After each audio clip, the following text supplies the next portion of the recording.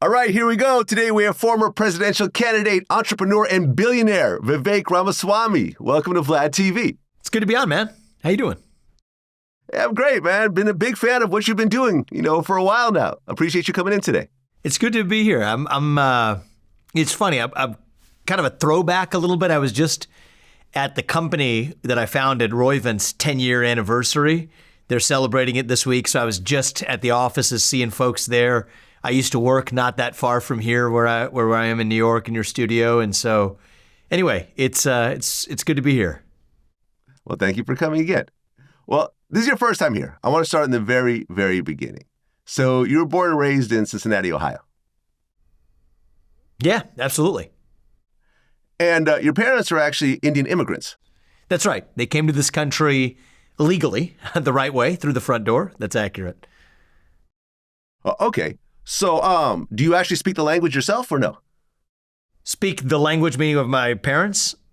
Correct. Yeah, so actually the interesting thing is my parents speak multiple different languages, and I am fluent in one of them called Tamil. So the native tongue of both my parents was a language called Tamil. I'm fluent in that, but when you say speak the language, the one that we mostly speak is English, but I am fluent in Tamil as well. Well, I understand. Yeah, I didn't want to say the wrong one because I know there's multiple languages. I know English is the dominant language, but there's also other languages in India. That's why I said it that way. Yeah, and it's an interesting thing. I mean, my parents came from India, but it's a religiously pluralistic country, and it's also a country with a lot of diverse geographies. It's big. It has diverse cuisines and cultural habits throughout the country, yet it resides under one country, a banner that was a much more recent democracy, and a lot of parallels to the United States as well. And so I think my parents, like so many other Indian immigrants who come to the United States, came here for a reason. But at the same time, there were some elements of it that were very different and some elements that were also deeply familiar. Now, I asked my dad, how on earth did you choose, of all places, to come to Cincinnati, Ohio? Because it is a pretty random decision to make, right? So my dad grew up in a village in Kerala, which is the state that's the southern tip of India. Very tropical, one of the most beautiful places scenically that you'll visit. But he used to take us there for summer breaks growing up. My mom, my brother, and I, we would all go. And we're talking like village depth village, right? We're sitting here in Manhattan right now in modern 2024. I couldn't think of a more opposite experience, right? It's a village, your toilets don't exist. To sit on, you squat on the ground, you take a bucket of water, you wash it off after you're done. You eat your meals on giant banana leaves. You don't actually drink the water, you boil the water twice, drink it. You take the hot water from the kitchen into the bathroom that has a well, mix that with cold water, there's your bath. That was how we spent a lot of our summer breaks, is in the house where my dad grew up, because he wanted us to have some knowledge of where he came from and where the family heritage came from, and also that there was more to life than just, being comfortable in a middle-class upbringing in the United States of America. But you know what? Things have changed there now too. So now you go back to that old village in India where my dad grew up, and it looks nothing like it does today. And I don't mean to be morbid about this, but you go to certain parts of the United States of America, maybe even cities like this one, like New York City, and you see a lot more third world conditions than you did in third world countries in the 1990s. But a lot of that's influenced, anyway, my own thinking. And parents who came here halfway around the world, I said, why did he come to Cincinnati, Ohio?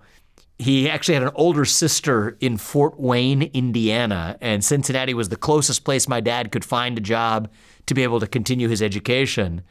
That begged the question of why his older sister came halfway around the world from Kerala, India to Fort Wayne, Indiana.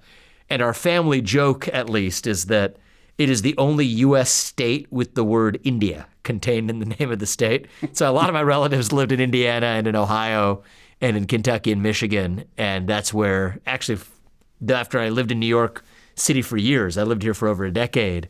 Before we had kids, we decided to go back and raise our kids in the same environment that my wife and I both grew up in. She grew up in Michigan, I grew up in Cincinnati, and so we live in Columbus, Ohio today. Okay, so you're growing up in Ohio, but you're actually spending your summers back in India. That's when we were growing up, when we were in first, second, third grade, certainly till about junior high school, because when you get to the 7th grade, you got stuff to do in kids and activities, and so it became less frequent. But back when I was in kindergarten, 1st grade, 2nd grade, probably all the way through 5th or 6th grade, every summer, my dad would take half the summer, and we would go to this village in southern India where my dad grew up. And my mom's parents also lived not that far away. We'd visit our grandparents, visit our extended family members. It was a different world and a different upbringing that definitely gave me greater perspective and gratitude for, we weren't wealthy in the United States, but we weren't poor either. We were squarely middle class in Southwest Ohio to working parents, but it was a different world compared to the one that my dad exposed us to. And I think it was intentional that he wanted us to make sure that we were grateful for what we had here. Well, you're growing up in Ohio, and at one point you go to Catholic school for high school. Yep, that's right. St. Xavier in Cincinnati. But your parents are Hindu, and you yourself are Hindu as well, right? That's right. Okay, was that a little strange, considering that religiously you're very different than what the school represents? Well, it was different in some ways, and it was strange in some ways, but it was really familiar in other ways too. And so, go through my upbringing a little bit. That was not an intentional decision that my parents said, okay, you're going to go to a Catholic school. Although funny enough, my mom actually went to convent school, Christian school in India, and actually took a lot away from religious upbringing in a Christian school, even though she was raised in a Hindu household, actually in a country that's majority Hindu. Having gone through Christian schools, that also, I think, influenced her perspective a little bit on the good that can come from having religious education, even if it's not the actual faith that our family practices. But I started in public school. My parents could not afford private school with the responsibility of 2 kids. My parents, as I said, are solidly middle class, and we weren't poor, but they came to this country with no money. And so certainly when we were younger, they were still in the beginning of establishing savings and paying off debts and things like that, home loans and so on. So we ended up going to public schools 1st through 8th grade. The public school system I went to was interesting. It had annexed a number of different districts, including some adjacent districts in Cincinnati and greater Cincinnati that, were pretty rough. Let's just sort of be blunt about that. Many of the kids I went to junior high school with came from broken families. It was, I don't know if it was majority black, it was close to majority black, majority minority.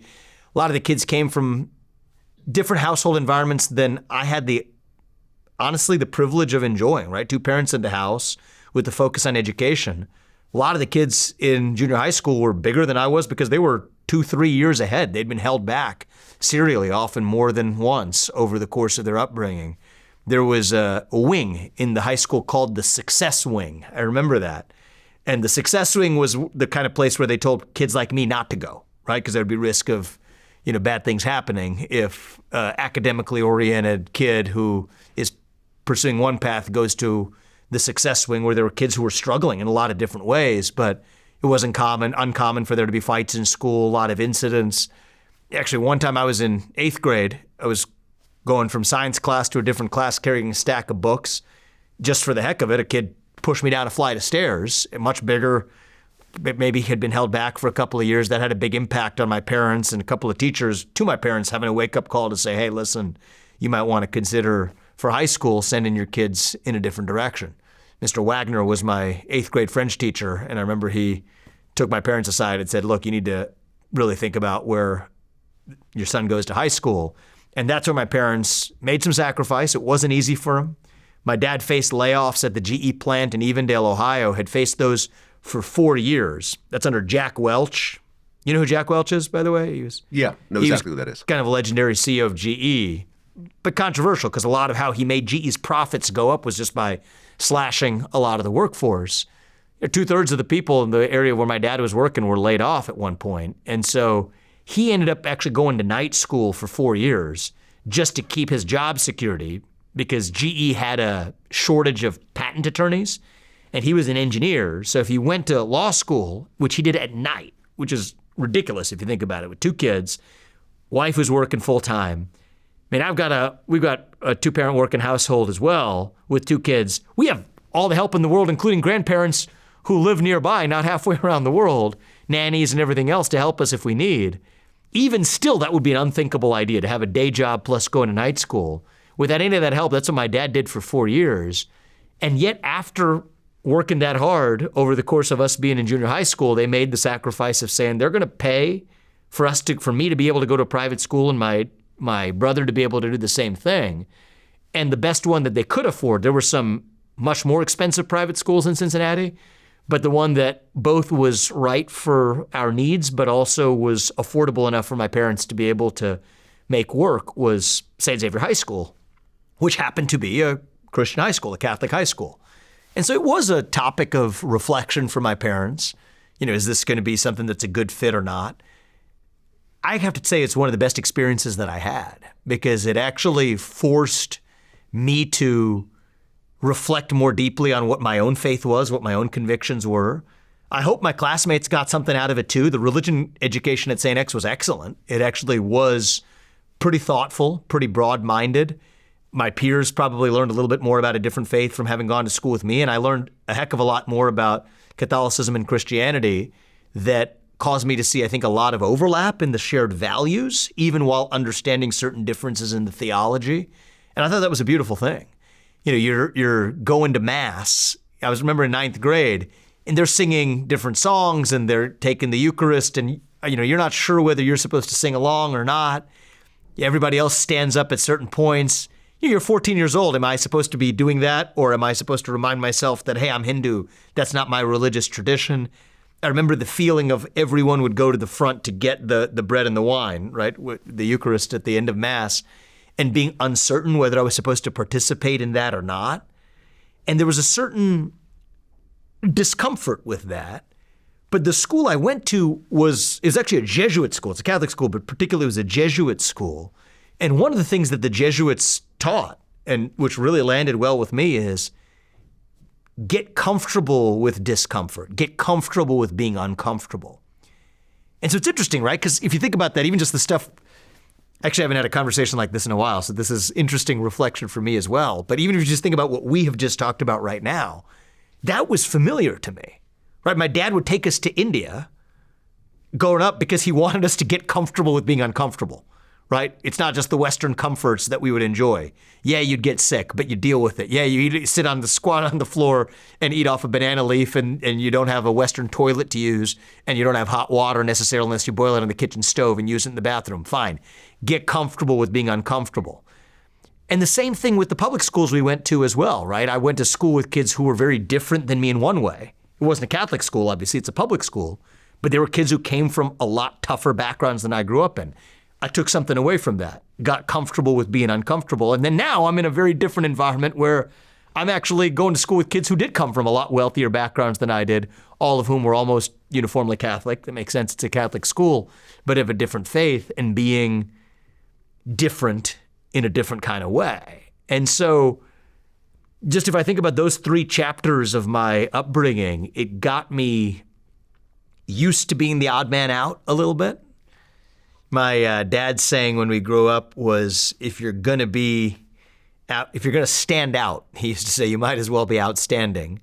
And, it became a little bit of a life philosophy to surround myself with people who were a little different than me, would challenge me a little bit. Just earlier today, before I came here, I told you I was with some of the other people I used to work with in the biotech world, which is a totally different world than the world of politics that I've been in. And the day before I was here in New York, I was, with a bunch of political folks. I was with Donald Trump in the courthouse downtown. But I've always been in different worlds than the world that I necessarily grew up in and had points of view. The CEO of the company that I founded, who's running it now, we were just sparring earlier today where he and I have different political views on a bunch of things. We had some fun, busted each other's balls a little bit. And then I came over here to have this podcast with you. And I think about the things that I'm doing now, in some ways, it was probably the product of an upbringing that had me be the odd man out and enjoy it and be surrounded by people who had backgrounds that were a little bit different from mine. And now as we're raising our own 2 kids, I think a lot about how we can maybe give them that same upbringing too. And it's funny because it's a little bit harder now. I've founded multi-billion-dollar companies. Our kids are growing up in circumstances that we literally would have never imagined when I grew up in this country, which are themselves circumstances my parents would have never imagined when they came to this country as immigrants. And in some ways, it sounds odd to say, but actually it's harder actually to be a kid who's grown up in the circumstances that my kids are than it was for me, where we naturally had those different experiences in a way that, my older son's 4, my wife and I give a lot of thought to how we're going to give them that same type of eclectic experience rather than just being in a, upper class family that's lived the American dream already. How do we pass that on to our kids is one of the things that I think a lot about too. Okay, so you graduate from that high school as valedictorian, and then you go to Harvard. So essentially, I'm an immigrant myself. This is like every immigrant's dream. Where did you come from? I came from, it used to be the USSR at the time, but it's Ukraine now. Okay. Yeah. Okay. Yeah, from Kiev, actually. I came over when I was 5. Fascinating. So I understand how big of a deal it is to go to a top university. So you essentially, I'm sure your parents were going crazy when you got accepted to Harvard. They were, it's interesting. Yes, they were very proud, but it wasn't something that they were necessarily shooting for me to go to Ivy League school. I'll tell you what my parents' vision was for me growing up, which is they imagined that I would go to probably Ohio State or Case Western, which is another university in the state of Ohio where we grew up. They wanted me to go to medical school, have a stable career, right? I told you my dad faced layoffs at the GE plant. My mom was a psychiatrist, but that was at a point where there were a lot of changes in the reimbursement landscape.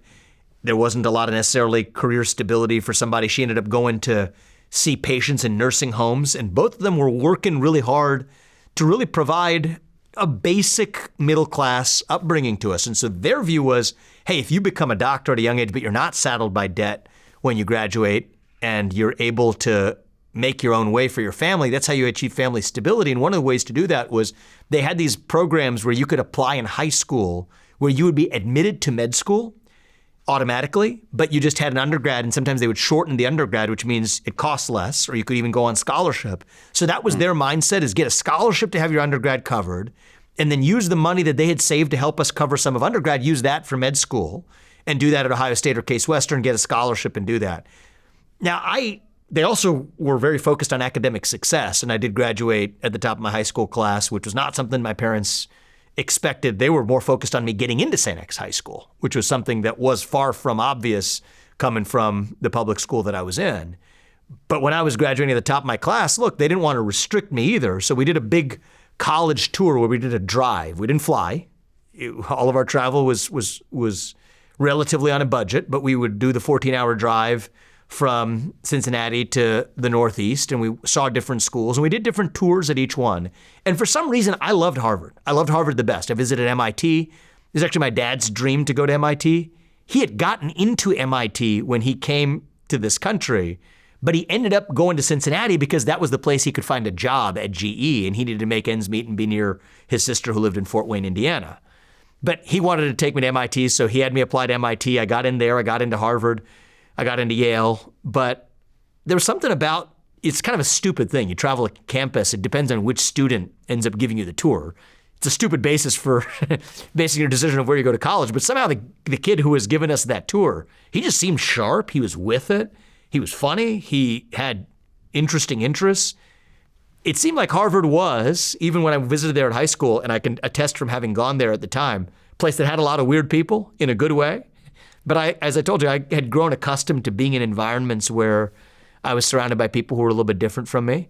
There were people who had come from backgrounds that I thought were fascinating, interesting, people who were coming from the Upper East Side of Manhattan, not far from where we're having this conversation now, who had been multi-generational legacy admissions folks to Harvard, sons of billionaires in New York City, to people who had come from different backgrounds in other countries around the world. Some people who were musicians, some people who were mathematics geniuses.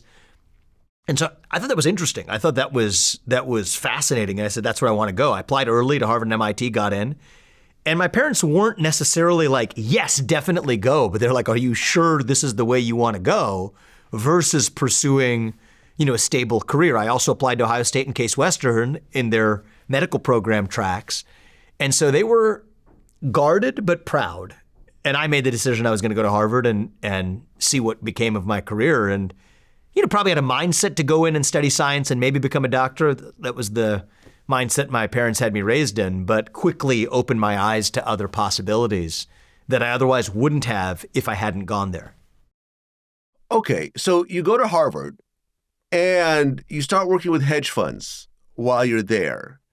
You ended up going to Yale, but from what I understand, by the time you get to Yale, you're already wealthy. Yeah. So here's how that worked is I started taking a genetics class in my first year, freshman year.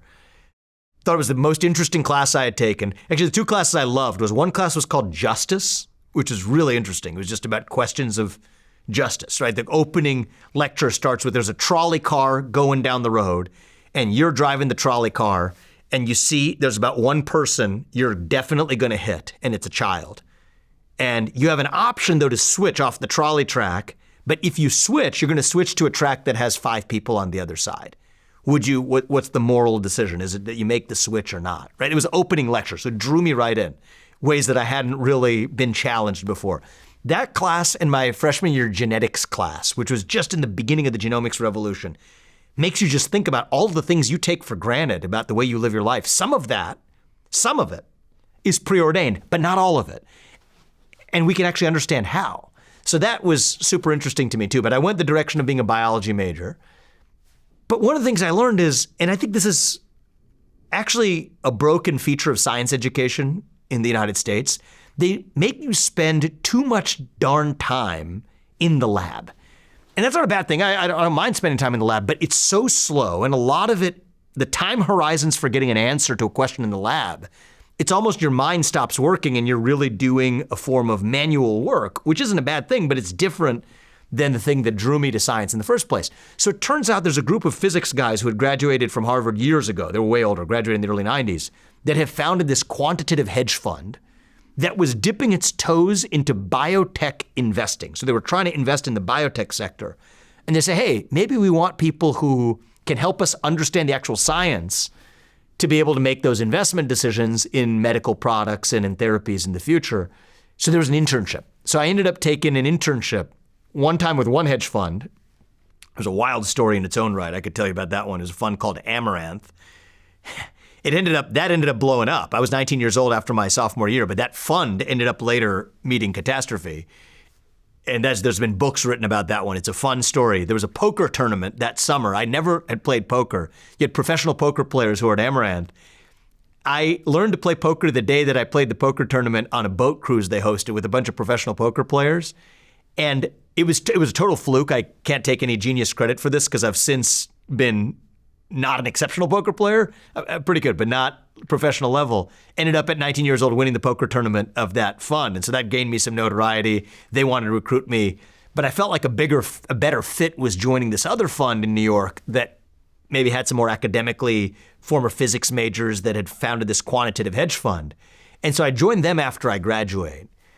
So that was in 2007, right on the eve of the 2008 financial crisis, which was a fascinating time to get your first job right here in New York City, believe it or not. And so I got my job in the fall of 2007. The 2008 financial crisis hits right here in New York. And boy, that was a whirlwind. It was bad for pretty much nearly every major financial institution in New York. But I was actually getting my head start in biotech investing. And as a young analyst at the firm, I ended up having some early successes, right? Some bets that I'd recommended that were thoughtfully based on, analysis of the underlying science. Here's the risk, here's the reward, here's a portfolio of these bets we can make. And they started succeeding more often than they failed. And in my third year in, now I'm making real money, like money of a scale that my parents would have, like we're talking like added zeros on top of what my parents made on a combined basis. Nonetheless, weirdly enough, I still felt like there was this itch that I hadn't fully scratched, okay? I told you the two classes I liked were the genetics class and justice. And I was a science major all the way through college, and now here I am analyzing biotech on a day-to-day basis. But again, like one of the things for me is I never like steady, comfortable, cruising circumstances. And so I felt like I never scratched that itch at the intersection of law and political philosophy that I kind of had in my undergrad. And I had a seat at Yale Law School. I had applied, I had deferred it. They said, if you defer it one more year, you got to make a choice at this point. So I'm 3 years into my job. I sit down with my bosses at the hedge fund and say, hey, listen, it's been great. I appreciate it. I feel like my learning curve has started to flatten a little bit. So I'm going to go spend a few years in law school at Yale. And maybe I'll come back. I expect to come back, but I'm going to take a few years off and just scratch a different side of my brain's itch. And something interesting happened, and this would be not the people out there asking me for career advice, but if I were given some, it would be to just follow what you're passionate about, and good things tend to happen. They came back to me and said, hey, listen, how about this? Keep your job. Keep it as it is. You get to manage kind of your own little sleeve of your own portfolio effectively. That was different because if I had just stayed on the trajectory I was on, I would have had much less autonomy. You can do it out of New Haven. You can do it on your own terms when you want, and you keep your job. How about that? I said, that sounds fantastic, actually. So I ended up setting up shop in my own apartment in New Haven, ended up continuing to invest in biotech stocks based on scientific analysis, but also going to law school at the same time, having a lot of fun along the way. Yale Law School is an interesting place. And Harvard and Yale, they're not the same institutions today that they were back then. I can get back to that. But it was a lot of fun. My wife was in med school at the same time. She was living in the same apartment that I did. It's probably the most tangible thing that came out of it. And during those years in law school, right? So I made some money, right, before law school. But it was actually during those years in law school that, during my 3 years in law school, while doing the hedge fund thing on the side, while going to law school, while hiking around the foothills of the Berkshire Mountains and the Berkshires in northwestern Connecticut on weekends, while meeting my wife and hanging out with friends, I made $15 million during those 3 years. And this was back in, we're talking 2010 to 2013, which was a different version of what that number would look like in today's terms. That was awesome. And it was something that gave me great financial autonomy while doing something I was passionate about. But then when I graduated from law school, I kind of had the same problem where I like pursuing a lot of different interests. So I moved to New York City. I got my job at the hedge fund, but I don't have law school anymore. And I kind of have this itch again to fill that spare time.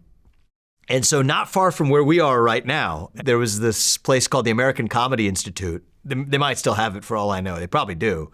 A lot of stand-up comedians who come to get a head start in New York City go there.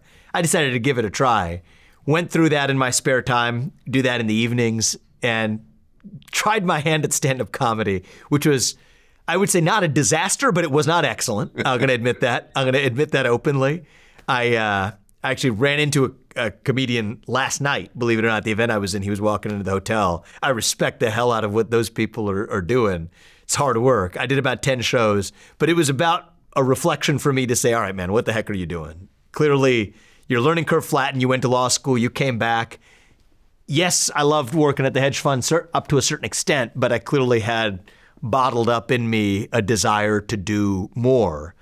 But the one thing I took up from stand-up comedy was the habit of anywhere you go, they teach you, take a notebook and write down something when it annoys the hell out of you. Just write it down in your notebook. And then go back and you can figure out what they call the funny in it, all right? And believe it or not, it actually kind of works if you workshop it that way. I was doing it differently though. I was taking my notebook around even in the meetings that I would have with companies, this investment fund I'm working at. You're meeting with a bunch of biotech companies and pharmaceutical companies and healthcare companies. And I wrote down the things that annoyed the hell out of me about the way those companies were running their businesses. And I could tell you more about it if you're interested, but the long story short is what I wrote down in that notebook ended up becoming the business plan for the biotech company that I founded. And so in 2014, I formally left the fund where I worked, decided to start Roivant, the biotech company whose 10-year anniversary I just celebrated before I came here to chat with you, and ended up being the first truly major successful company that I founded. Okay, so you founded Roivant Sciences in 2014. You got $100 million in startup funding from QVT and other investors.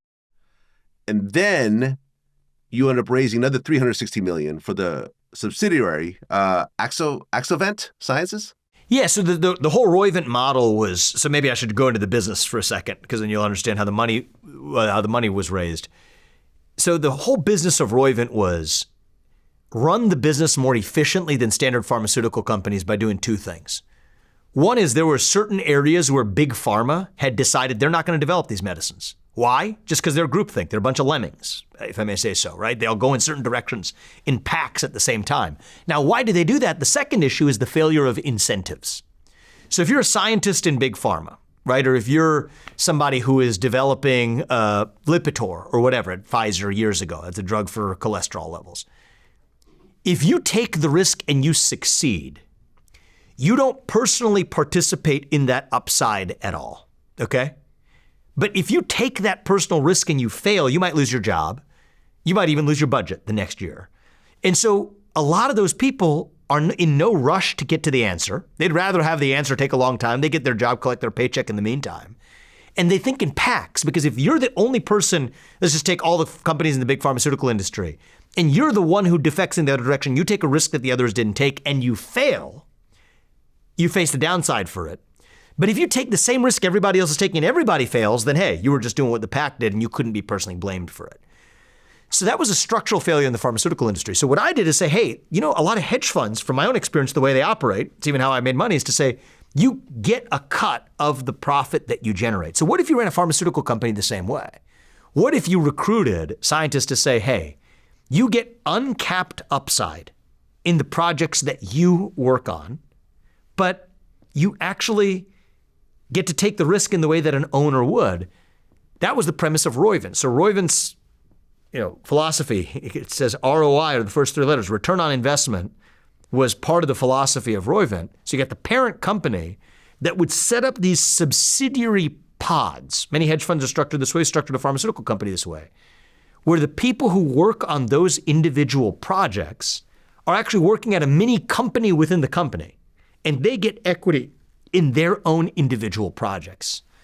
So Roivant's model was set up these individual vants, we called them, right? So Roivant is the parent company, and then we set up these vants: Axovant, Myovant, Urovant, Enzovant. The list goes on. There have been 20 plus of these vants that Roivant has launched, where the people who work there get upside in their own projects, and then the parent company owns all of them. So Roivant has its employees, and then each of the subsidiaries, Dermavant, et cetera, have their own employees at their own subsidiaries as well. And so the goal would be, as a pharmaceutical company, you're going to have some bets that succeed, some that fail, but have more successes that are large enough to make up for the failures, and do that better than big pharma by also reducing the cost of drug development by giving people the incentives to get to those answers more quickly. So that was the founding premise of the business. So Roivant started with its own money, and then each of those subsidiaries, or at least certain of those subsidiaries, raised their own capital at a certain point in time, even though they were subsidiaries of Roivant. That was the way the business was structured. It's kind of similar to how Alphabet is the parent company of Google, right? But they've got a lot of other subsidiaries. Some of those bring in money into their own subsidiaries. Some of them don't. Berkshire Hathaway is a parent company of children companies. That's a similar model to how Roivant was structured as well. And so, so started Roivant. Roivant was a private company. And then we set up a number of subsidiaries: Axovant, Myovant, Urovant, all of which actually did their own IPOs. But Roivant still remained the majority owner of those companies. Well, right, because Axovant had an IPO, and the market value ended up being almost $3 billion. Yep. So now you're CEO of a $3 billion company. But then in 2017, Axovant actually announced that one of its drugs, Interberdine? Yeah, it was the drug for Alzheimer's, yeah. Exactly. Had failed its clinical trials, and then the value dropped by 75% in one day. Yep, that's biotech. And so the overall story of Roivant, you think about, so Roivant's now a public company. So the subsidiaries of Roivant that have gone public, Axovant, Myovant, Urovant, Immunovant, and then now Roivant's public too, is exactly the founding premise of the business. Some are going to work, some are going to fail. Myovant and Urovant have been acquired at prices higher than they went public. And, talk about billions of dollars of aggregate value across Myovant, Urovant. Immunovant's still a public company. It went public for $10. I don't know if the stock's trading at $30 to $40 in that range is where it trades in recent months. Roivant went public as a parent company, trades above where it is, and Axovant went public and had a drug that failed for Alzheimer's disease. That was the whole idea, is you got to take risks. You got to actually develop drugs that pharma isn't willing to develop. That means some of them are going to fail, but have enough successes to make up for the failures. And, 5 years in, probably one of the most valuable things that happened was the failure of that Alzheimer's drug. Because it trained the company early on to say, you know what? You're going to take risks. You're going to have failures along the way. And it wasn't the last failure. You have other small drugs that have failed along the way too.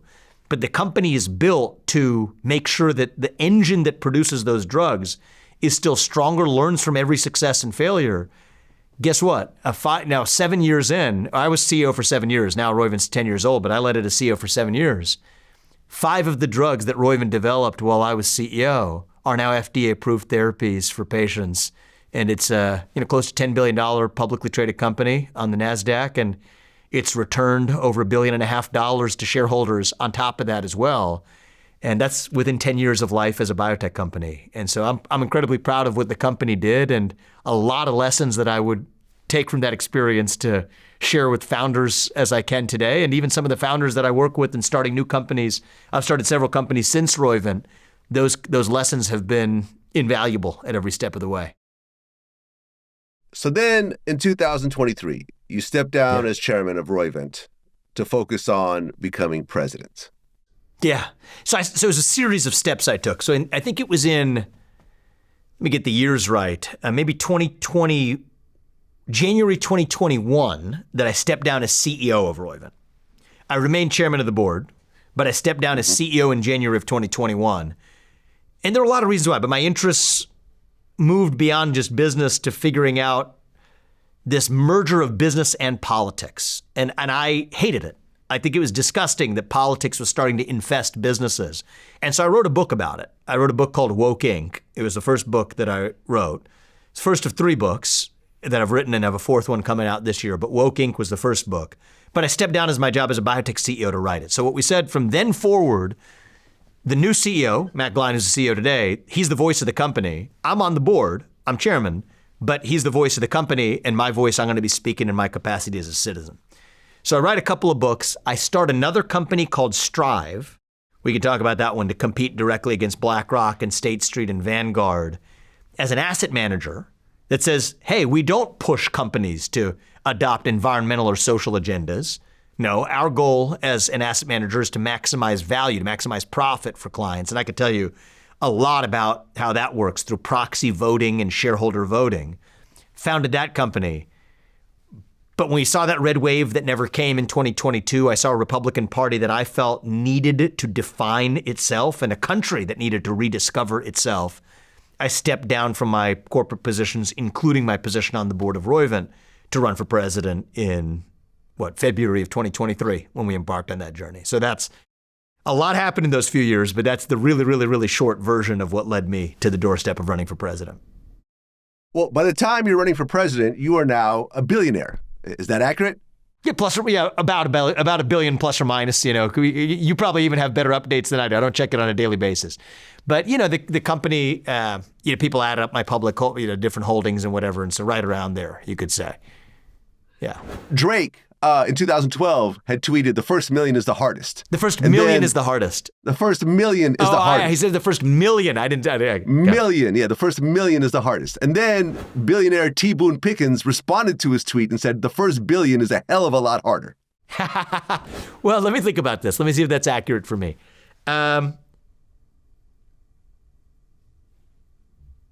Yeah, I think that is accurate, actually.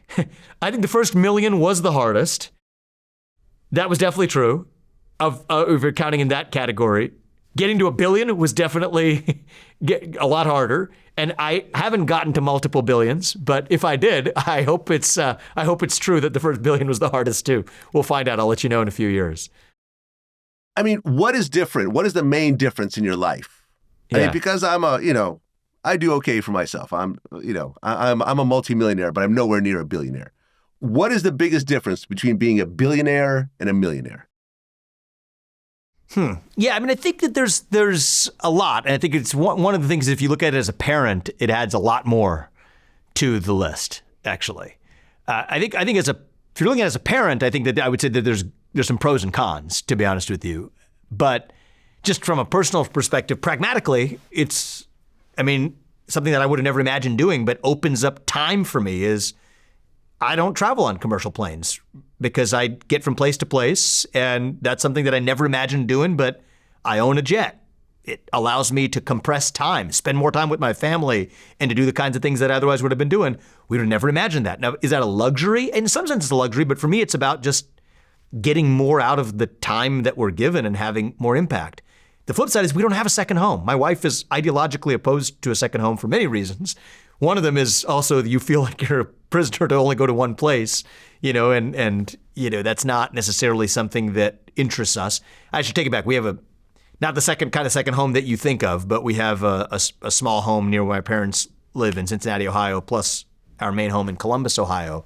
But we don't have some sort of glamorous, vacation house. I think many people come to our house and we live very comfortably and we're really grateful for it. But I had one reporter come during the presidential campaign, and it was really funny. He's one of these people. He didn't really have a social filter, but he walks in. He was like, "Oh, I was expecting a much bigger house than this. You live in like a normal house. I mean, it's a nice house, but it's a normal house." My wife was cracking up. She's like, "I love our house." I don't know what he's talking about, but I think that those can be differences. Like one thing is, what are the things that you accumulate? And for people who value things or material comfort, yeah, there's no limit to the material comfort you can purchase for yourself. And a billionaire versus a millionaire can buy a lot of more material comfort for themselves. One of the things I found in all the people I know, and I know a lot of billionaires too, is it does not really correlate with happiness, right? I think in some ways it's the same game you're playing all the way. Because if you're a billionaire, guess what? There's something you can do at $10 billion that you can't do at $1 billion, right? The size of the yacht that you might have, the number of jets you might have. Does it actually support international travel, or does it have to refuel to get there? I know it sounds ridiculous, but like these are pressing questions on the minds of, my plane can't travel straight to Italy. Oh man, I can only travel across the United States. Well, there's a whole different, and it's one thing you realize is at every doorstep, there's always some other horizon that comes up, and you realize that's a little bit of a false treadmill. But one of the things it does buy you, or can buy you, is autonomy, right? I'm not going to be worried about being fired from a job because I don't work for somebody else, and I haven't for a very long time.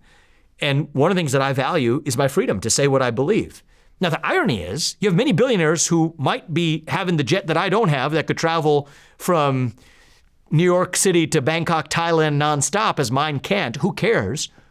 Who themselves actually feel really constrained in what they can or cannot say. And so I think the thing that it can buy you is a sense of freedom. A freedom from other people telling you what you can or cannot believe or cannot express. But the irony is I've found a lot of people don't avail themselves of that freedom. And so you ask, in some ways, to bring it full circle, what is most different? For me, it's like one practical thing, right? It's the ability to get to places, achieve things in the world in person, and still maximize time with my family. Great. That's probably one thing on the list that I wouldn't have done had I not achieved, call it $500 million plus. Put yourself in the territory then of being able to travel through private aviation. Fine. That's great. For me, that's a convenience. It's something I'm grateful for and allows me to do things. But the rest of the comforts or the added comforts of having extra homes, we don't own luxury second homes, we don't own boats. For me, that I think comes with headache. It's one more thing to think about maintaining. It's one more thing to think about, if I'm not spending my time doing that, am I not utilizing what I bought? Versus the same questions that occur to everybody, no matter how much money they have. How do I live a life of purpose? How do I actually do something that's worthwhile in the short time that we're given? Those are the deep philosophical questions. The same insecurities come up too. Well, how am I competitive against other people that are in my domain, and am I doing as good of a job as my competitors?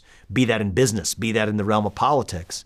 And so I think that it's the same, maybe it's not surprising, but it's the same deeper purposes that we seek to fulfill, and the same kinds of shallow insecurities that's different whether or not you're a millionaire or whether or not you're a billionaire. And I've been in every one of those categories, right?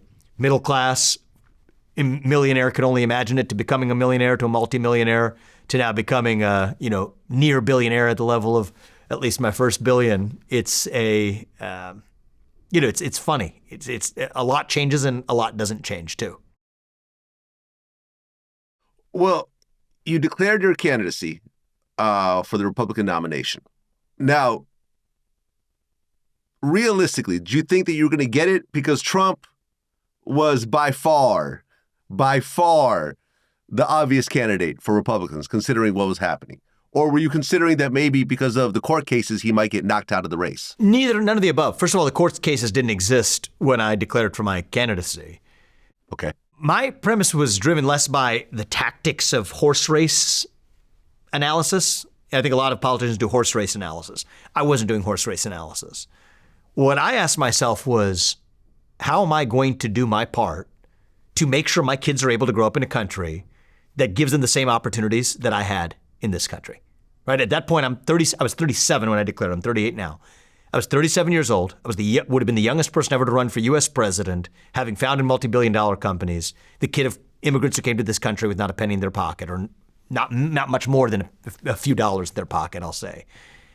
And so, yes, how are we going to ensure that that country exists for our kids? And I got a great piece of advice along the way, which is, and it's true, it takes about as much effort to do something small and do it well as it does to take something really big and to do it well. And that's true. Right? If you're starting a small business down the street and you want to do a really good job of that and put your heart and soul into it, I think it will take about as much effort to do that at the best version of itself than it would be to successfully lead this country as president. It takes about as much effort to do those things. I mean, there's only so much effort you could put in as a human being. And so if you're going to do something small, you might as well do something big. Not to say that one of those is inherently more important than the other. Both are important in their own ways. But part of this was also then looking myself in the mirror and asking myself, what gifts has God given me? And I think everybody ought to do that exercise for themselves, a deep reflection. Look yourself in the mirror. Every one of us, the cameramen in this room, to you on the other side of this conversation, to me here, you got to ask ourselves, what is our own unique God-given gift? That's a hard thing to answer, right? It's a hard thing to figure out. Every one of us has our own unique gift, but when you figure out what that is, then the next question becomes easier, which is, how do I use those gifts to do what is right in the short time that we're given? And it is a short time that we're given. And so for me, what did I care about? I care about this country and the national identity of this country that I thought was missing. I grew up in a generation, are you millennial? I don't know. I'm looking at you now. You're Gen X. I was born in 73. So yeah, all right. Well, okay, you look a little younger than you are. All right, but regardless of what it is, I grew up in a generation, I think it's true of all of our generations, really, where we are lost for purpose and meaning. People in this country are going through their motions, looking at their iPhones, doing what their iPhones told them to do on a given day, lost out of sense of no location in a relationship to God or to country or to your family. What can I do as a fresh voice coming from outside of politics to lead and hopefully reunite and revive purpose in a country that's missing it, and somebody who can actually attest to the existence of the American dream because I've lived it, to actually recreate it in this country? That's what moved me to run for president. And if you asked me in my heart of heart, was I going to be the next president of the United States? The answer was yes, actually. Now, you may say that's delusional. And I got to say, probably it takes somebody who's got some loose screws in their head to run for U.S. president at all. Not just me. Anybody who does it, seriously, probably has some things that are wired a little bit differently that cause you to embark on an adventure like that. But I believed that we were going to succeed in the mission I set out to achieve. The beauty of this country is the people get to decide that. That's not up to me. And in some deeper sense, I think it's up to God, right? God lays out the path and we're his instruments and we follow it.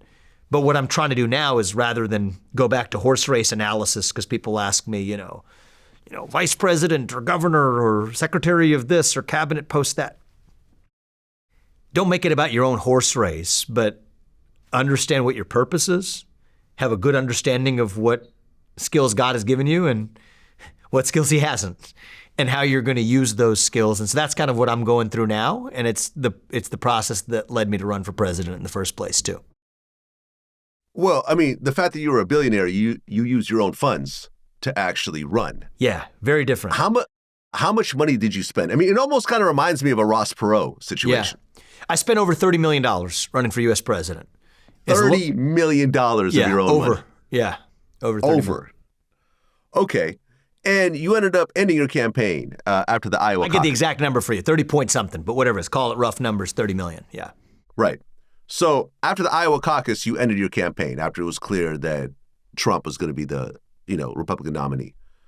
How did it feel when you finally said, okay, this isn't going to happen? It was, if I was to give myself advice, I'm not sure I could have done this, but at least plan the exit a little bit better, have that contingency plan. We didn't have that contingency plan. I thought we were actually going to do a lot better in terms of the vote tally at the Iowa caucus than we did. We got close to 8%. I was also on track to get about 8% in New Hampshire, which came a week later. At that point, I decided to say, all right, I want to throw that 8% in the direction of the person who I was going to support so that New Hampshire didn't turn out as an artificially close race at that point between one candidate who I think should be the nominee and another candidate who I thought should not. But was I surprised? Yeah, I really was. I think we were tracking to do better because one of the things we noticed on the ground in Iowa was there was a lot more energy behind my campaign than pretty much every the other candidates except for Donald Trump. But the energy on the ground was palpable. We get independents, people who've never been in politics, young people, grassroots Republicans, conservatives, even some one-time Democrats that said that they actually wanted to see somebody with independent ideas in the White House. All kinds of people, tons of energy at our events, more than any other candidate. Just the raw energy on the ground was biggest for me. Here's what we discovered. First of all, there was blizzards, and it was one of the coldest and most weather catastrophe Iowa caucuses ever. But that's a smaller point. The bigger point is the best predictor of whether somebody actually shows up at the Iowa caucus is if they've done the Iowa caucus before. And it's not like you show up and you just vote at the Iowa caucus. It's a whole meeting. It's an interesting and very different process. You take a meeting in a local school gymnasium. It's a whole process. You got to reserve, that evening. That's how you spend that evening. And this is on a Monday night of MLK Day weekend. Many colleges were still on break or had not come back. So a lot of the places where I was deriving the most energy, if you're looking at overall energy behind the campaign, hands down, number 2 to Trump.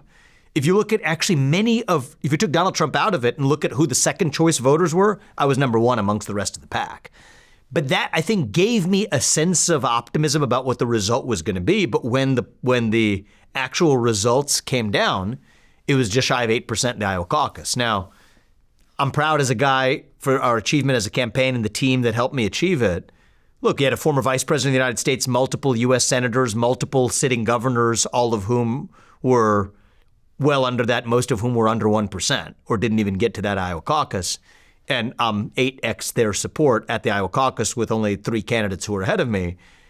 But I actually thought that we were going to over-deliver that by a lot. So I did not have a plan B. Never been a plan B guy. So the Iowa caucus, we're there that night. I'm looking at whether the numbers are coming in where I expected them to come in, and then we look in and we're seeing 8%. We actually, we did have a second home. I told you we didn't have a second. We did have a second home. It was an apartment that we rented in Des Moines. So a 6-month apartment rental in Des Moines in the middle of winter was the closest thing we've had to a second home as a family. My wife made immense sacrifice as well. She took 2 weeks off work. She's a surgeon. She saves and improves lives on a daily basis. She took the first 2 weeks of January off to be with me braving the blizzards and everything else in Iowa. And we had a level-setting conversation. So there's a bunch of chaos that night. Our victory party is playing out. The press is all gaggled there. We come back to the apartment. We ask everybody else to leave. And we just go to, first we're sitting there and they said, both of us were like, I think I want to be horizontal for a little bit. We both lie on the bed and just sit there quietly for probably about 15 minutes. Neither of us said a word and we're just processing it. And it was difficult because we had a flight that night. We're going to do the victory party. We're going to get on my plane, go to New Hampshire. What we're going to do is we're going to drop off my wife in Columbus because she had taken 2 weeks off. I told her I was going to do New Hampshire for the next few days myself. She could catch up on a lot of the work that she had missed and then join me with the kids a few days later. That was the plan. And we say, actually, we might do things a little differently right now. Do we have a plan to win? So my first steps back to, all right, how are we going to be scrappy in New Hampshire, be able to make up for lost ground? That was what we went to next. And then we said, do we actually believe the truth of this? Right? Because I told you at that point, the whole race, I'm guided by, my heart told me that we were in this to achieve the mission we set out to achieve. And when my heart first awakened by the facts in front of us said that wasn't going to be the case, we said, all right, what's the next best way we're going to achieve the mission we want to for this country, but maybe in a little bit of a different way? And so in about half an hour, completely changed course and, took the course that the public saw afterwards. And so that's the way that played out. Okay, so after you stepped down, you endorsed Donald Trump as president.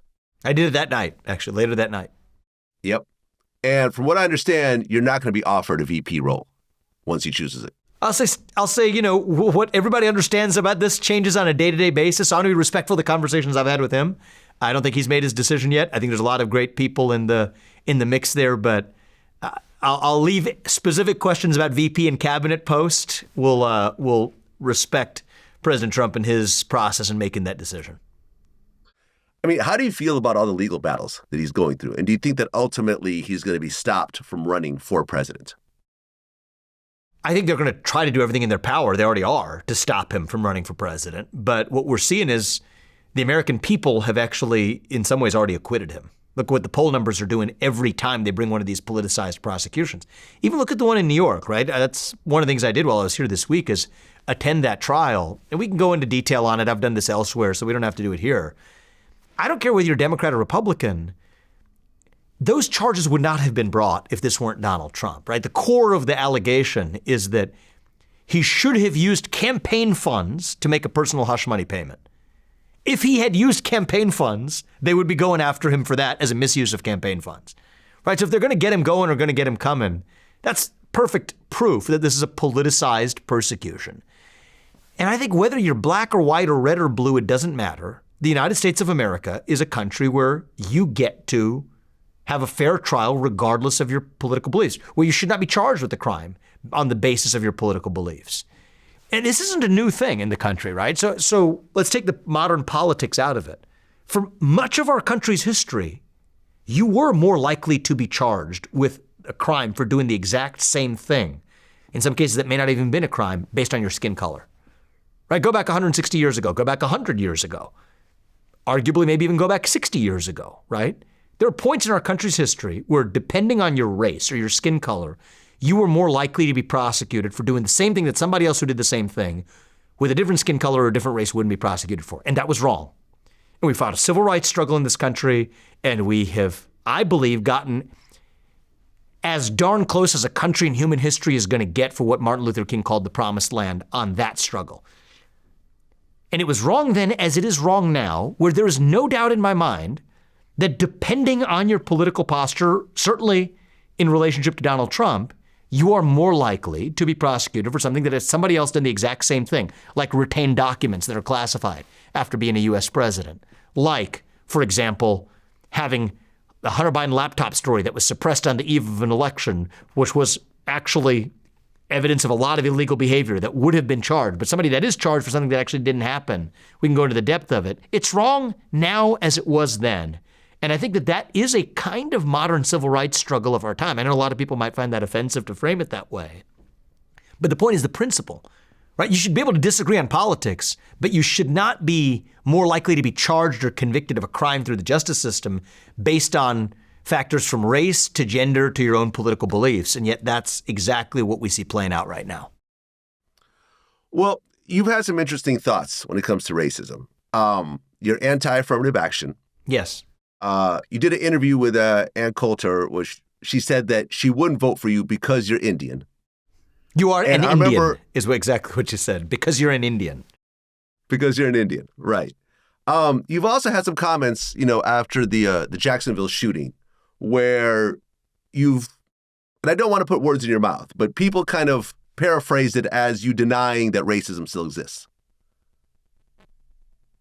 Can you kind of expand on that? Yeah, I mean, I think one of the things you learn from running for U.S. president is everybody in the press is really eager to say what you said without actually letting people hear what you actually said. So that's actually kind of interesting and a fun. Right, it's why I love new media, by the way. That's why, that's why I asked you to kind of.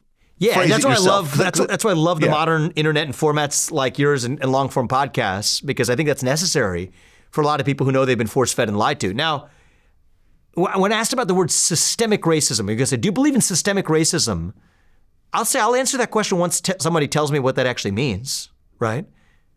Do you denounce white supremacy? I'll do it once somebody tells me what that actually means.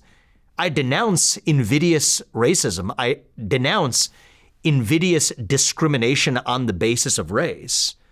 But I think the right answer to stop discrimination on the basis of race is to stop discriminating on the basis of race. I truly believe that. And I don't think that that should be a groundbreaking or controversial idea, even though some have read that to be quite controversial. I do believe that, have I experienced racism? Yes, I have. But I've also stubbed my toe. But I don't think that we're better off for teaching generations of young people, Black Americans in particular, who have experienced more racism than I have, to say, oh, you're a victim and you can't achieve something in your life because of your skin color and you're oppressed and you live in a systemically racist country. I don't think that does anybody any service. And I think the irony and the sad irony of this is that in the name of correcting for that systemic racism, that in the name for correcting for anti-Black racism, we're adopting these new, you could think about as a DEI regime, you could think about as a quota system regime, an affirmative action regime, a race-conscious regime of policies and institutions that are not only racist in one sense of the word, they're anti-white and anti-Asian racist. And you hear about that a lot, and I agree with that. It is, by definition, discrimination on the basis of race against people who are Black or, people who are Asian or people who are white. That's the part that people talk about. But it is also, and I see this actively right now, it's sad. I see it in the country happening right now, fueling a new wave of anti-Black racism that would not have existed in the country were it not for these disastrous policies. Because there's no better way to foster animus, to foster hostility in somebody than to take something away from them on the basis of their skin color. And I think it's wrong in all directions. And so what was happening in the country is, you think about the burning embers of racism. They existed and burned like wildfire 160 years ago. But those final burning embers of racism in the year 2022, 2023, 2024, right as we're reaching what Martin Luther King called the promised land, the final burning embers of racism, the right move there, you know what it is to just let it burn itself out. Does it exist? Yeah, sure, it does exist somewhere, but let it burn itself out. It's like a muscle that should atrophy to irrelevance. And instead, what we've done is we've poured kerosene on those final burning embers of racism. It's like an immune system. The analogy I wrote a book called Nation of Victims that went into depth on this theme. It's like if you think about racism as a virus, right? The body has almost cleared itself of the virus, but the immune system becomes so hyperactive that it actually kills the organ and the body itself. That's what I see happening in this country, and it pains me. I've hired people who happen to be women of color, Black women in positions of authority, executive authority, senior positions from my campaign to companies that I've founded. Not because they were Black women, I could care less, but because I believe they happen to be the best person for the job they were hired to do. In some of the cases, they're among the highest paid people in their respective organizations. I have heard, and it pains me to hear, sort of jealous kind of banter of people say, oh, she only got that job because of her race. Who was actually somebody else who couldn't cut it, who didn't get that job because they just weren't as good at the job. And I don't think that does anybody a favor. I think it's a disservice to the person who's in that position. I think it's a disservice to our country. I think it's a disservice to our national unity. And so, today when I say these things, they're actually less controversial than when I was saying these things back in June of 2020, a month after George Floyd died. That's where it was actually hot and controversial. Today, the things I'm saying right now, they might rub some people the wrong way, but they're not really controversial. I think most people have grown tired of, DEI overexpansiveness. Some of the other things I say today on other topics are far more controversial than what I'm telling you right now. But I've always believed that, and I stand by it. I think that that's how we're actually going to get our country back, is by moving beyond race-conscious obsession. And same goes for gender-conscious obsession. And same goes for sexual orientation-conscious obsession. I think we're not going to save this country by celebrating our skin-deep genetic differences. I think it is going to be by reviving what unites us, actually. What are the values that unite us? And I think they still exist, but I think that's the debate for the country right now is, do those values still exist? And if they do, we have a country. And if they don't, we don't. And we're a bunch of different shaded melanin, two-legged higher mammals walking some geographic space that we call a country, doing what our iPhones tell us to do on a given day. That's what America looks like sometimes, but I believe America's more than that. And in many ways, that's why I ran for president. Well, you said that people should have the courage to stand up to the transgender movement. And you said that if a kid feels they're born in the wrong body, it's a mental health disorder. And you wanted to ban sex changes for people under 18, which I actually agree with as well. Yeah, kids aren't the same as adults. I'm actually pretty libertarian. Look, my view is if you're an adult, you're fully grown adult, you can dress how you want, marry who you want, if you want. It's a free country as long as you're not hurting somebody else in the process. That doesn't give you the right to compete in a women's sports competition as a man and then claim the trophy at the end of it. That is hurting somebody. But if you want to live your own life with dignity and the choices you make that don't hurt anybody else, part of living in a truly free country is that you have the autonomy to do that. But kids aren't the same as adults. All right? I've met kids, or people who are adults now, but when they were kids, that have had double mastectomies, both their breasts cut off. One had her hysterectomy, her uterus removed, that wants to have kids today that won't ever be able to have kids. I think it's barbaric that we live in a country that let that happen. So yes, I don't think that kids are the same as adults. I also believe in restricting social media usage in any kid under the age of 16. I think protecting children is something that we're failing to do in a lot of ways. A lot of the child sex trafficking and child abuse that we see in this country, where those rendezvous set up, a lot of it's on predators on the internet, including through social media and otherwise. And so this is part of a broader view of protecting children and standing for actual truth. No, I don't believe that transgender rights include the ability for a man with male sex organs who has sex with women to claim to be a woman, to get in a swimming pool and then win a trophy at the end of it. No, I don't respect that. I think that that's wrong, and I'm dead set against it. But does that mean that I'm transphobic? No, it's a ridiculous allegation based on actual positions that are grounded on dignity, truth, protecting children. To say that no matter who you are or how you dress or how you identify, you have the right to do that. And sometimes maybe people on the right don't pause to say that part enough, but I do. I think it's important. I think that we live in a free country, but what's happening right now in the country is we don't have a tyranny of the majority. That's what our founding fathers worried about, and that's what a lot of this is done in the name of protecting against a tyranny of the majority, of a white majority or a Christian nationalist majority. We don't have a tyranny of the majority in this country. What we have right now is I believe right now, a cultural tyranny of the fringe minority that doesn't represent most people in the country, but pulls the lever of power in our culture because everybody else has been browbeaten into this culture of fear that stops them from saying in public what most people actually believe in private. And that's what I try to do in the campaign. It's this thing you call the Overton window. You heard that term, Vlad? The Overton window is the window of acceptable things you can say in public.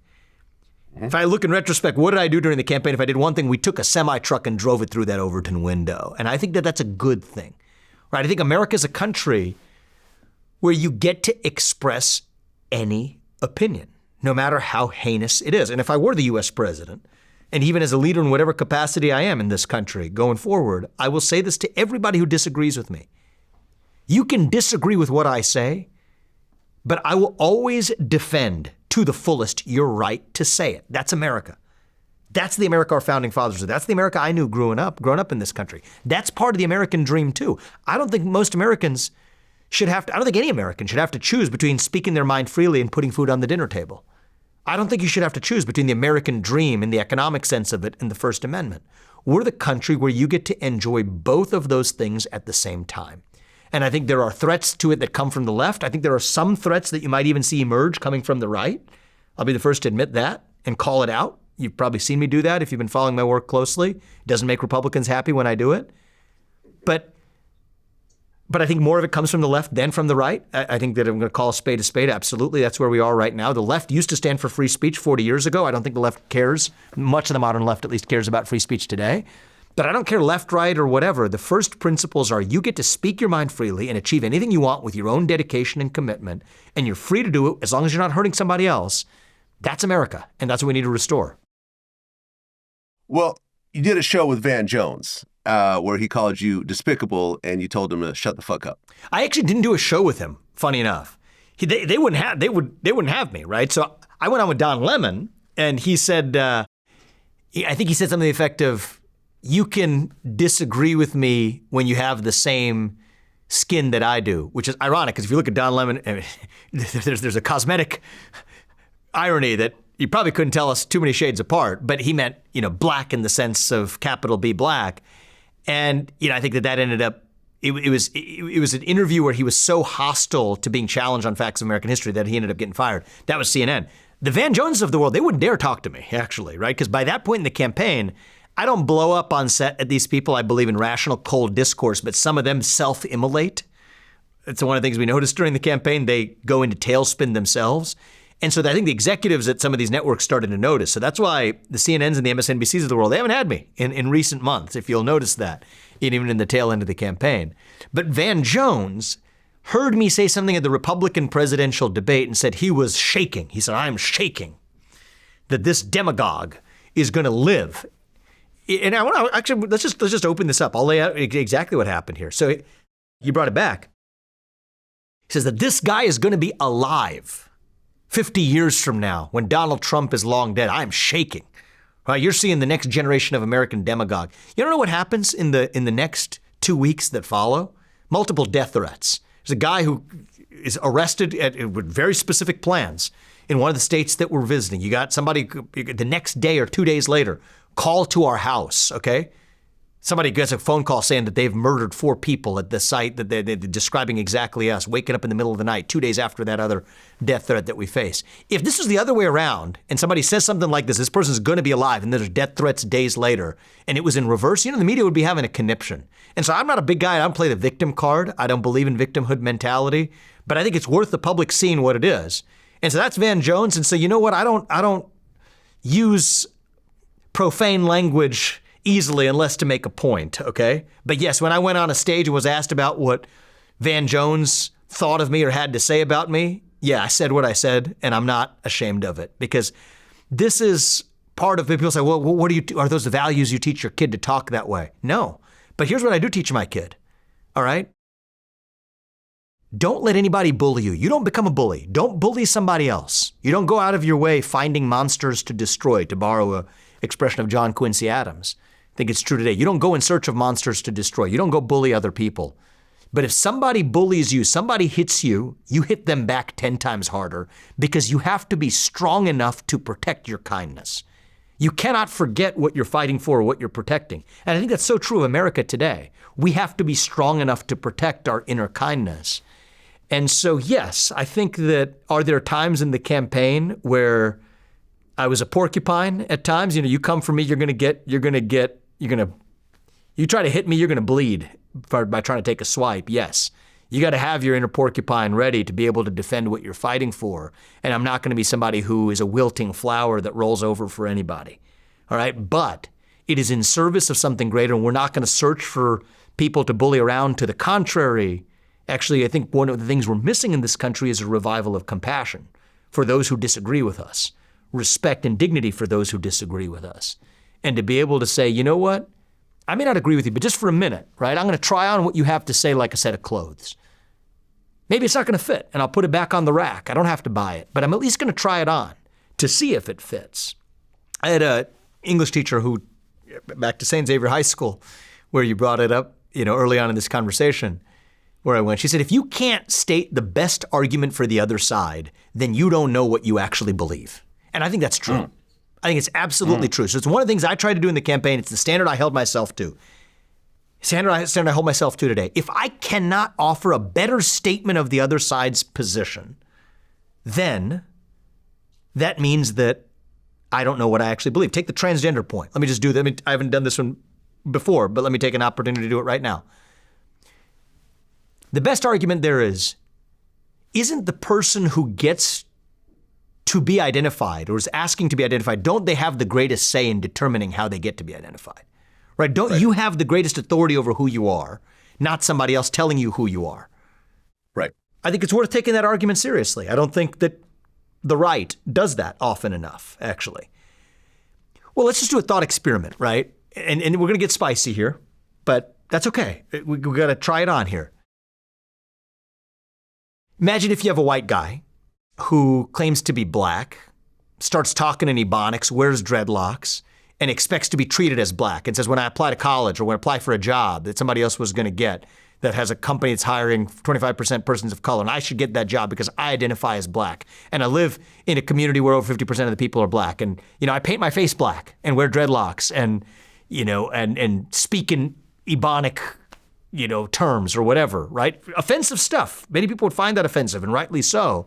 That's offensive. Because even though that person may believe that, maybe he's mentally deranged, right? Maybe he deserves compassion because he suffers from a mental health disorder. That should be our response there, and would be our response there.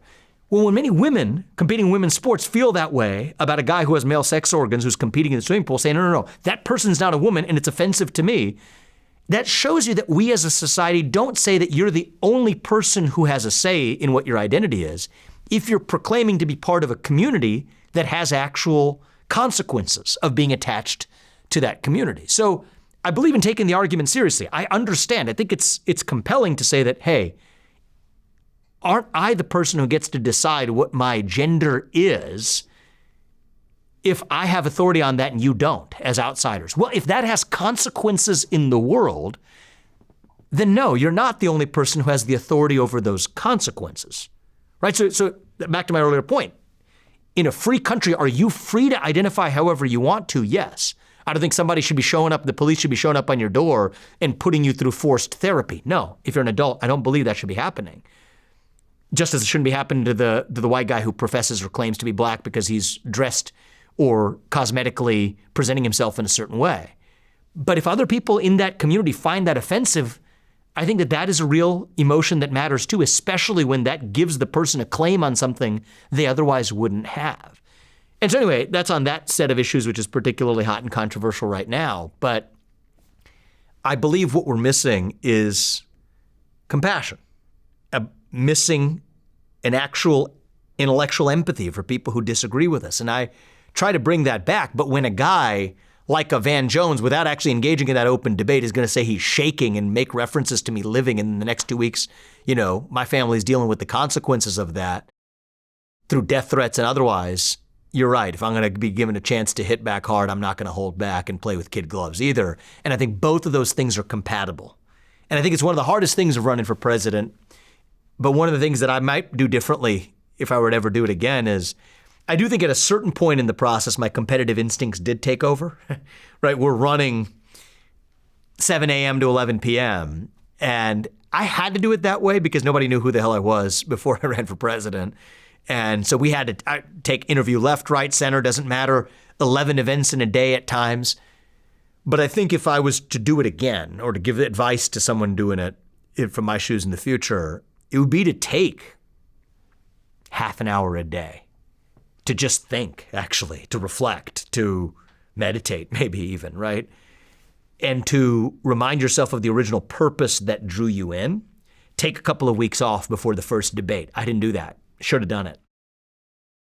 And I think that's one of the things, I'm not saying I did everything perfectly, but it's one of the things that also, if I were to do it again, stay true to the purpose at every step of the way. Don't let your competitive instincts control you, but I wouldn't say hide from those competitive instincts either. And I think you need to balance both the fighter and the inner kindness that you are fighting for, actually reviving it. It's hard to do both those things at the same time, but nobody said, being the president of the United States was supposed to be an easy job either. And I think that's what it calls for. Well, you had mentioned the heated exchange with Don Lemon. Yeah. And they're saying that exchange was the reason why he got fired. Yeah, New York Times reported that. I believe it. How do you feel about that in terms of your role in him getting fired? Look, I think I'm not a practitioner of cancel culture, right? I believe that people should be able to express their opinions in the workplace or whatever. But if you're a talk show host, right? If you're a talk show host at CNN, professing to operate a neutral platform for informing your audiences, and then you systematically try to stop your audiences from hearing the views of the guests you supposedly have, that's a kind of fraud, actually.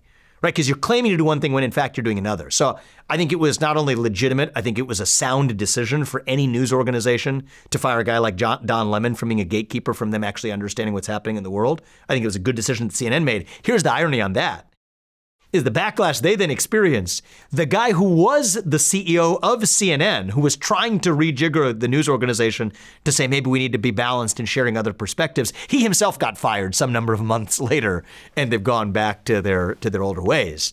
And that was, by the time Van Jones was making that comment, for me, that CEO who actually made the decision to fire Don Lemon was actually long gone.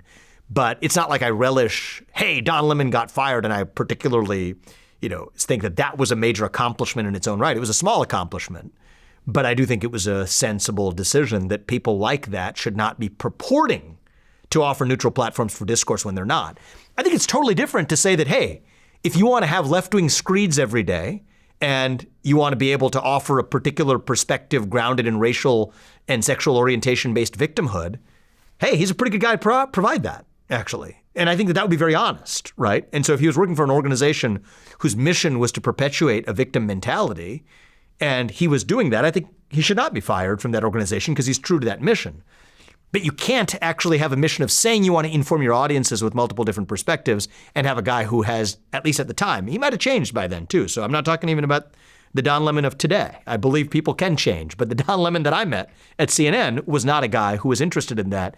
That's a kind of, not criminal, I don't mean this in a legal sense of fraud, but a cultural fraud of forms, because you're telling people you're doing one thing when in fact you're doing the exact opposite. And if somebody's working at an organization that wants to have its integrity that's behaving that way, you got to fire him. It's the only choice you have. Now, my hope is maybe Don Lemon has had a year of reflection and he, like most people, can evolve. And so perhaps he's going to be a little bit different as he enters this new realm of new media. And I would wish nothing more for him to engage in open-minded debate with other people. I have no idea if that's what he's interested in doing or not. But at the time I intersected with him at CNN, he absolutely wasn't. And so, yes, I am glad that he was fired because I think it was the right thing to have happened to him. And if I played a role in that, so be it. It's what I was doing for the entire campaign, is really, not holding back in speaking hard truths and holding people accountable, whether they're in the media or the government. Well, you said you don't support BLM because of a statement that they made at one point. And they actually stated, we disrupt the Western prescribed nuclear family structure requirement by supporting each other as extended families and villages that collectively care for one another, especially our children, to the degree that mothers, parents, and children are comfortable. And you yourself are in a nuclear family. Your parents and your brother was in a nuclear family as well. I think what BLM is saying is that although most people do prefer a nuclear family, we understand that sometimes you have blended families and we still want to accept those as actual families. But you have an issue with that. Well, here's my issue with it is I don't think it actually is directed at advancing the interests of Black lives, right? One of the things that people don't understand is you had actually more stable Black household formation in this country. And it's not just Black. Actually, it's true for white and other races too. But since you asked about Black family formation, we're going to stick to that topic because it's even more pronounced there. Back in the 1950s, you had a higher rate of Black children being born into stable two-parent households than you do today. Part of the reason is Lyndon Johnson's so-called Great Society. And Lyndon Johnson, I think, was a disastrous president for the United States. I don't think he cared that much about the Black families he professed to actually care about. And I think his policies have been disastrous for the Black Americans who have suffered as a consequence. You have a fatherlessness rate in Black households over 40% today. It was way lower than that back in 1950 and 1960. Now, if you want to look at regardless of race, this is true for Asian, white, or Black, the best predictor of somebody graduating from high school, somebody not ending up in prison, somebody doing economically well, is whether they actually grew up in a stable two-family household. You're something like 8 times more likely not to graduate from high school, 10 times more likely to graduate to end up in jail, some magnitude more likely to end up in poverty if you did not grow up in a stable two-family household. So the irony is actually, if you look at a lot of the inequality in outcomes that you see, forget race, right? Across all races, people who grow up in single-parent households versus people who grow up in dual-parent households, that's where you see those disparities. Now you throw the filter back on, it turns out that that rate is a lot higher in Black households than it is in Asian households. Say, that explains a lot of the difference. You don't have to take it from me, take it from Ben Carson. He's a successful Black American in the United States of America. You could take it from other people who have actually done the hard work and revealed that actually is one of the major causes of disparities, is that in family formation. So then let's say you care. Is that a problem worth solving? Yes, it is. Then your organization says Black Lives Matter. I think my first impulse is you probably don't give a damn about Black lives, actually. If you're calling for dismantling the greatest source of actually prosperity and lifting people up of any race, including Black families, if you're calling for dismantling the greatest known form of governance to mankind. And you can look at how people were doing in the 1950s versus today. Why has Black progress been impeded? I think a big part of the reason why is Lyndon Johnson's policies that created disincentives for Black family formation.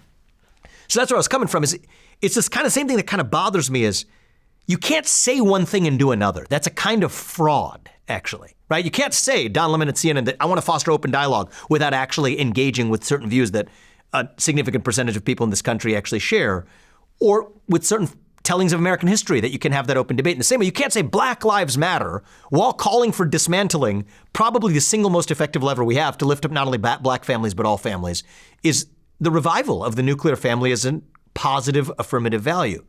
And eventually over time, I started calling BLM big lavish mansions, because that's where their proprietors, that's what I'm going to call them, proprietors, were spending their money. It was structured as not as a nonprofit corporation, but a for-profit corporation.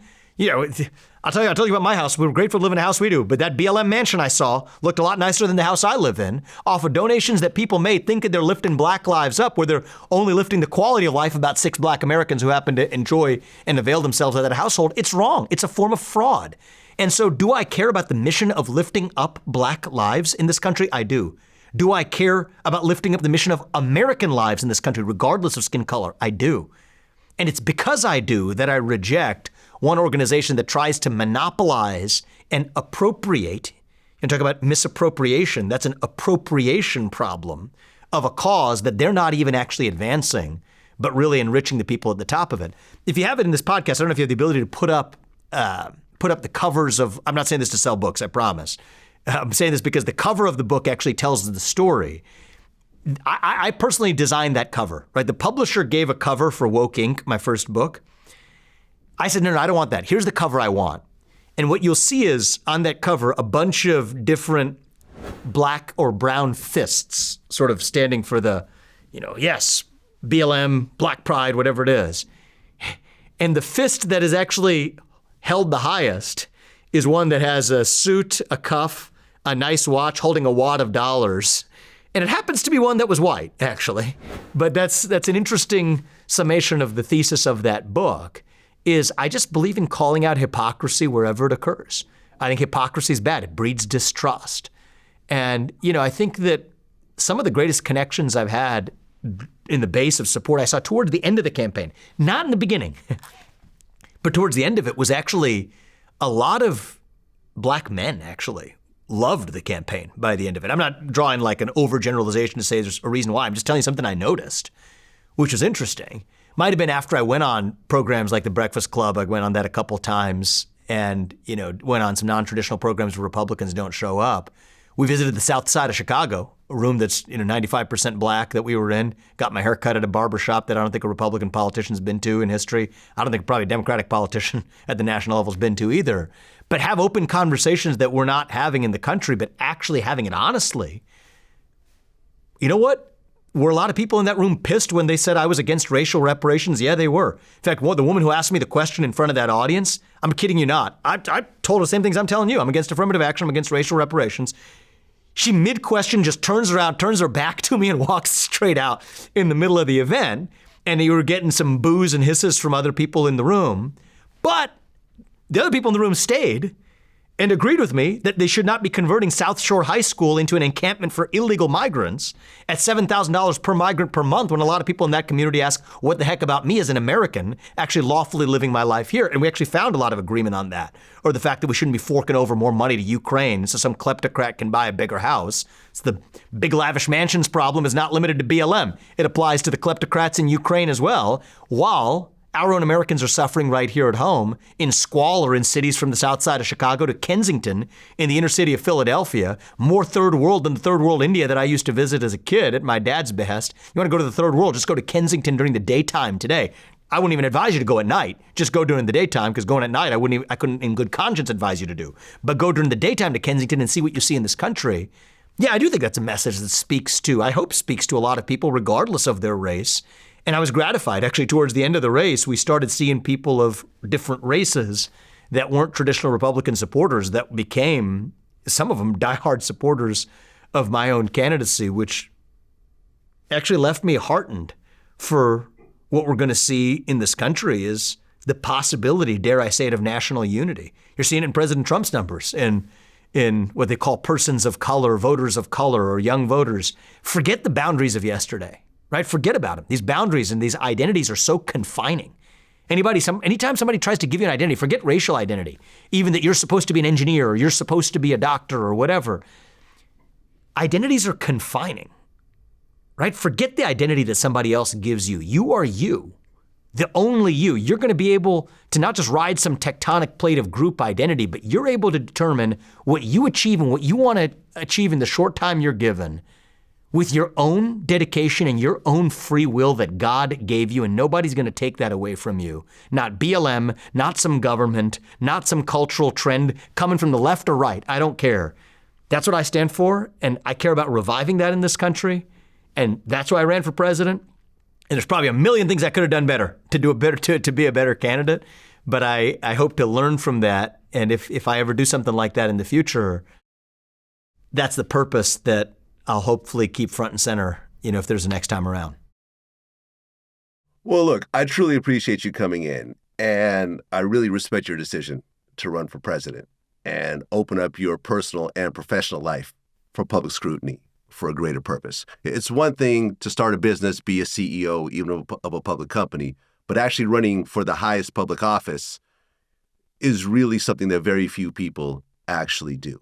And I really admire you standing on your ideals, and I can't wait for what you have coming in the future. Thank you, man. I love honest and open conversations like this. Truth is, I'm actually now curious about your audience. Maybe I should have asked you before we started, but I have no idea what your audience composition is of Republican, Democrat, or anything else. But regardless, I appreciated your curiosity and your open-mindedness. I think we need more of that in our media environment. And so, if you're up for it, maybe this doesn't have to be the last time we do this. I actually enjoyed this quite a bit. Absolutely. Can't Cool. wait to do it again. Yeah. Until take next it easy, time. man. And, one of the things I'm doing, I'll say this before I leave too, for people who are interested in continuing conversations like this. That's why I relaunched the podcast that we started during the presidential campaign. It's called Truth, right? Yeah, One I simple watched it. word. And so maybe you can come on my podcast and we can have you and continue the conversation in reverse. But I'm not in this as, there's better ways to make money than be in the podcast business, believe me on that. But I'm in this to continue the same mission of saying the things that you're not supposed to say necessarily, but that actually reflect your true beliefs and allow us to revive an honesty in our discourse. And so, if people want to continue this conversation, we're doing that every week. And I encourage people to check that out as well. So thanks for having me, man. I appreciate it. Absolutely. And I'll do your show next. Yeah, let's do it. We'll have some fun. That's what it is. Peace. Thanks.